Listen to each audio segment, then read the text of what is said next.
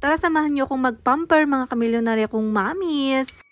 For today's video ay nakatakas nga rin ako sa aking anak at iniwan ko nga siya sa kanyang tita. Simula nagkaanak nga ako ay hindi na nga ako makalabas na hindi bit-bit si Arkidandan. Dahil nga day off ng kanyang tita, ito nga't pinakiusapan ko nga bantayan niya muna si Arkidandan. Nagtaksi na nga lang ako para mabilis at dito nga lang naman ako kay Goshenland Tower magpapaganda. Charis. Yun lang kung may gaganda pa, ganun. So ayan, mag-video muna ako para may before naman, diba? At kahit nga umuulan, ayan, for the go pa rin ang milyonarya, ganun. Ay naapo minsan-minsan lang ito, kaya naman pagbigyan nyo na ako, charis. Dahil nga nakita ko to sa vlog ni Mami AG ng Baguio, kaya naman dito na lang din ako magpaayos. So ayan, gusto ko sanang magpa-keratin kaso nga lang sinuggest ni ate na botox na lang daw. Keratin kasi yung unang nailagay sa buhok ko way back 2019 pa, o diba? Kaya naman pangalawang salon ko pa lang to sa tanan ng buhay ko, ganun. Gusto ko rin sanang magpa-reband kaso nga lang ayaw ni ate dahil nga naka-bleach yung hair ko. At sabi nga niya na mas lalong madadamage nga daw yung hair kapag na-bleach yung hair tapos i-reband, ganun.